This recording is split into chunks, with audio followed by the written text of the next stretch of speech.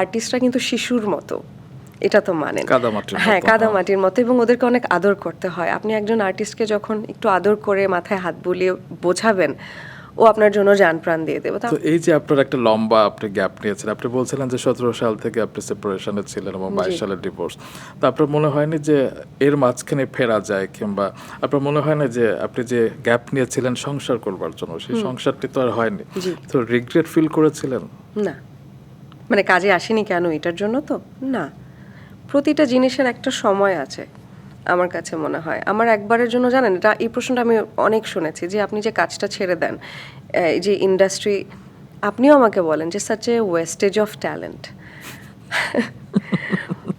আমার বিশ্বাস করবেন একটা মুহূর্তের জন্য রিগ্রেট হয় না, কারণ আমি কাজ যতদিন করেছি অনেক, ওটাকে বলে না মন খুশি পেট ভরে আনন্দ নিয়ে, আমার কাছে মনে হচ্ছে আমি অসম্ভব আনন্দ নিয়ে কাজ করেছি জায়গাটাতে।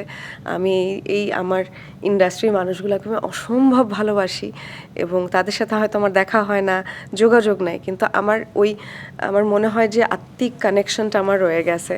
তো সেই জায়গা থেকে আচ্ছা, যেহেতু অনেক Regret? খুশি নিয়ে কাজ করেছেন, মিস করেননি এই সময়টা? না, মিস করলেই না রিগ্রেটটা আসবে যে আহা, মানে একটা হাই আসা, ভেতর থেকে হাই আসেনি আমার।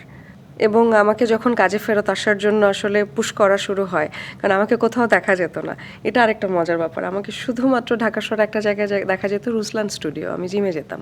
তো ওখান থেকে আমার ইন্ডাস্ট্রি অনেক মানুষজন ওখানে যান, তো ওনারা আমাকে দেখেন, তুমি এখনো আগের মতো আছো, কেন কাজ করছো না? এটা আমার কোনো অ্যান্সার নেই, কাজ করি না, কেন করি না জানি না, করতে চাই না। তো হয় না যে কাজে ফেরত আসার জন্য ওই ভালোবাসাটা ফেরত আসাটাও জরুরি। আমার কাছে মনে হয়েছে যে কোভিডের পরে, মহামারীটার পরে, আল্লাহ পাক, যেহেতু আপনি বলছিলেন যে সবাইকে তো আসলে শিল্পী সত্তা দিয়ে আল্লাহ পাক আসলে দুনিয়াতে পাঠাননি, আমার কাছে মনে হয়েছে যে যদি উনি আমাকে এই ছোট এতটুকু ট্যালেন্টও দিয়ে থাকে, তো আমি সেটাকে কেন কাজে লাগাচ্ছি না।